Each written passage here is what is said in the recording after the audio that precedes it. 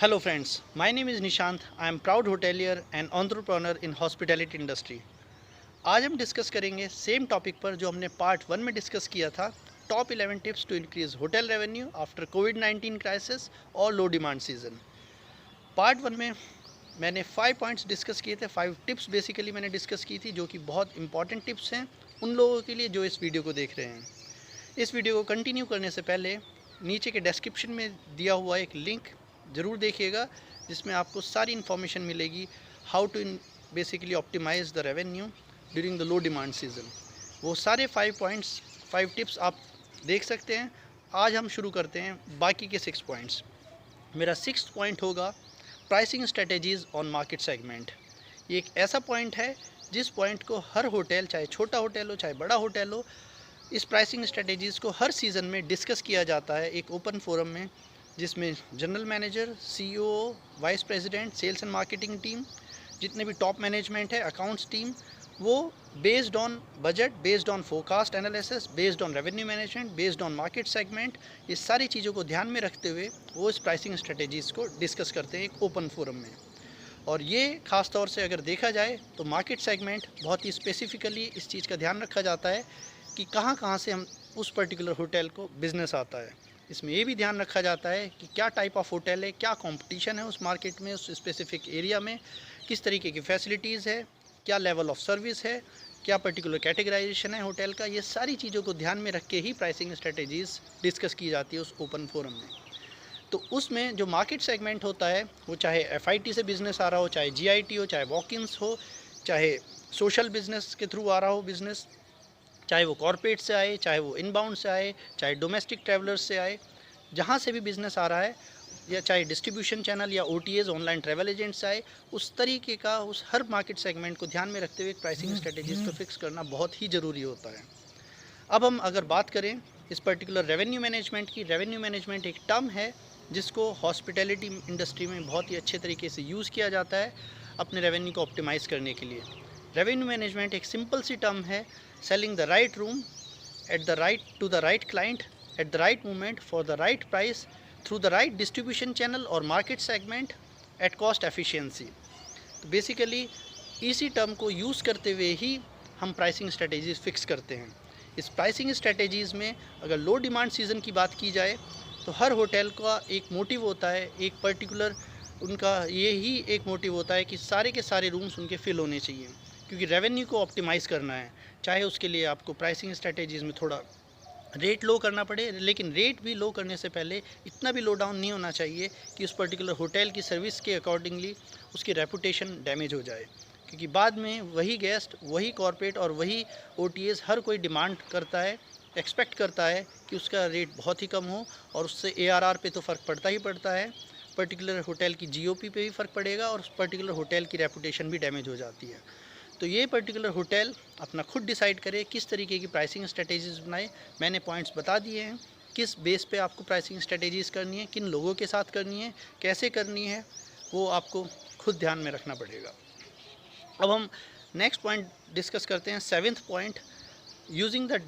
Hotel database to attract local और loyal guests. Basically ये एक पॉइंट ऐसा पॉइंट है जिस पॉइंट में हम लोगों को होटल का जो सॉफ्टवेयर होता है या फिर प्रॉपर्टी मैनेजमेंट सिस्टम होता है उसमें होटल को पहले से ही स्पेसिफिकली आपके सेग्रीगेट होना चाहिए, आपके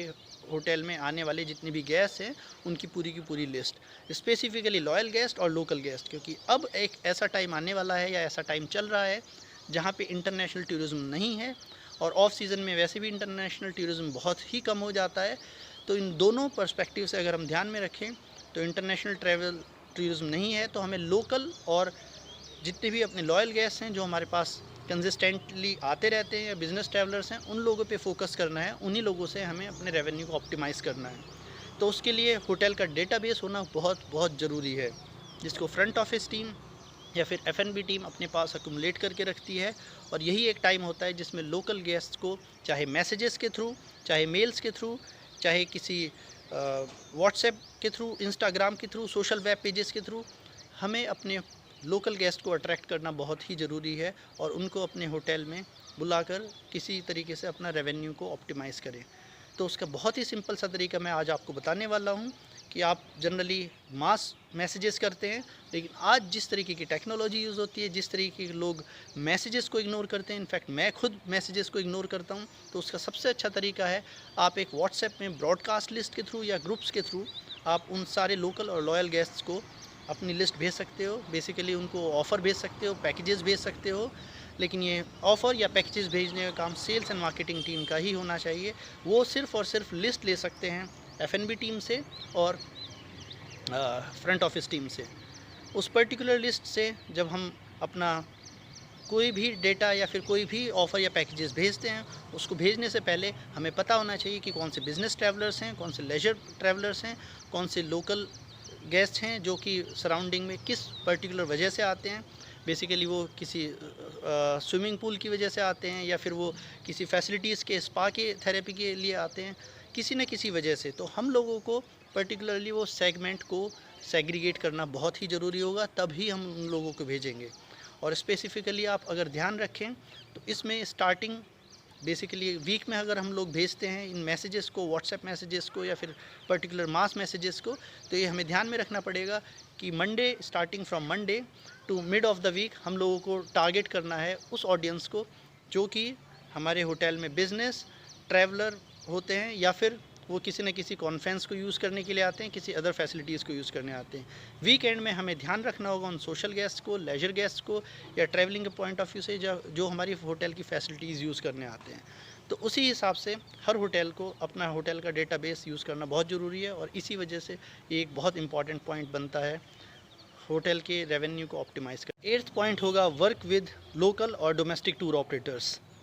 ये टूर ऑपरेटर्स जो लोकल और डोमेस्टिक टूर ऑपरेटर्स होते हैं, इनके पास खुद का एक डेटा होता है, खुद का एक बजट होता है,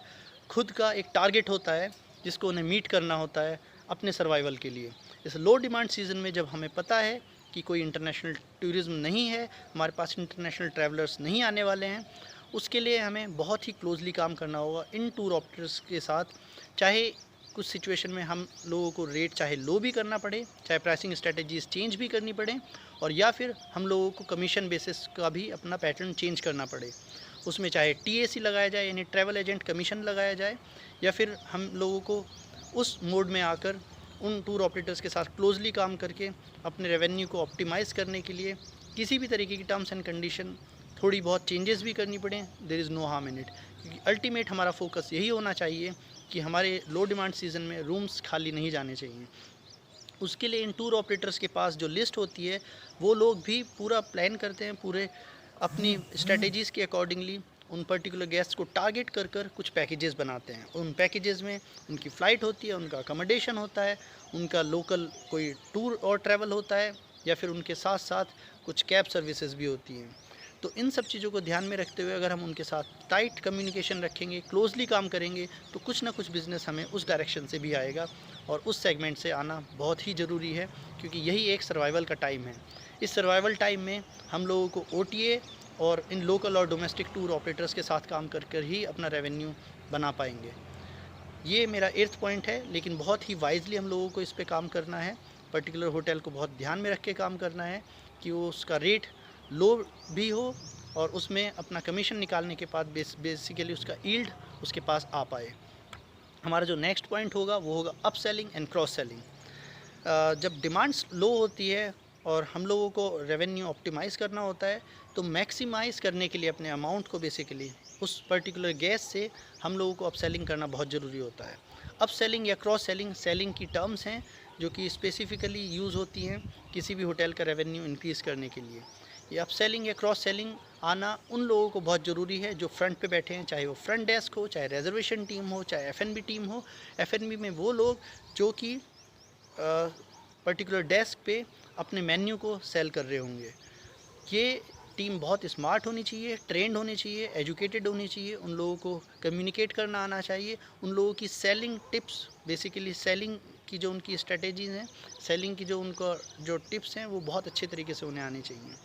तो उसको करने के लिए जो अपसेलिंग होती है, अपसेलिंग बहुत ही सिंपल टर्म है जिसमें किसी गेस्ट ने ऑलरेडी अकोमोडेट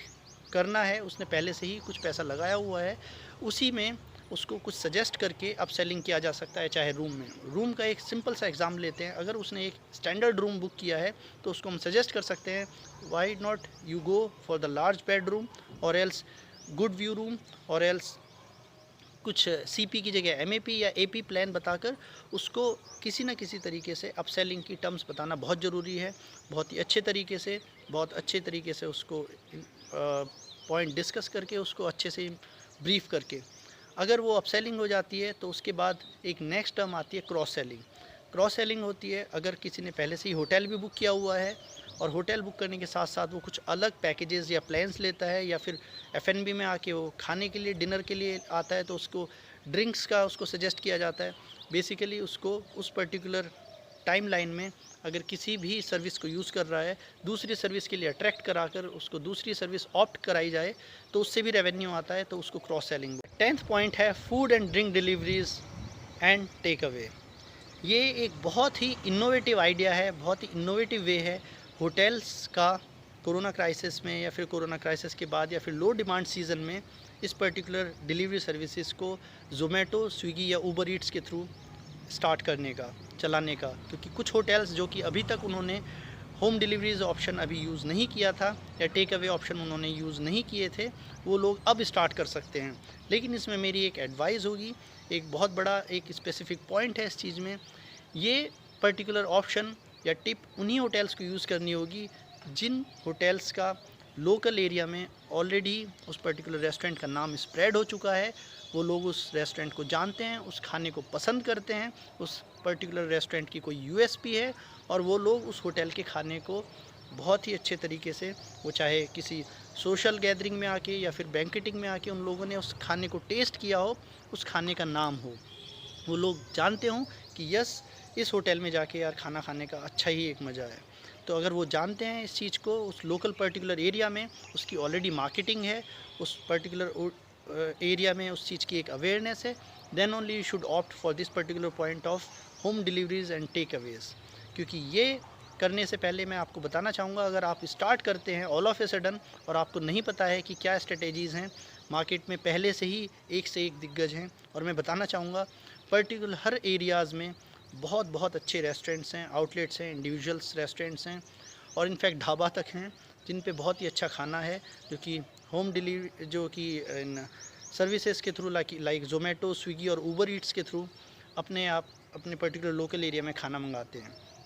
और वो लोग इतने ऑफ़र्स देते हैं, इतने पैकेजेस बेसिकली उसमें सेल आउट करते हैं, इतना अच्छा डिस्काउंट रेट देते हैं, तो होटल को अपना मीट भी करना होगा। क्योंकि अगर वो उसको कंपटीशन में रहना है तो कंपटीशन में रहने के लिए उसको फर्स्ट ऑफ ऑल अपने कॉस्टिंग को सर्वाइव करने के लिए कॉस्टिंग मीट करे, इसके लिए उन्हें रेट नहीं वो लो कर सकते। क्योंकि होम डिलीवरीज़ जो सर्विसेज होती हैं, ज़ोमेटो, स्विगी और ऊबर ईट्स, इन लोगों का कमीशन ही बहुत ज़्यादा होता है।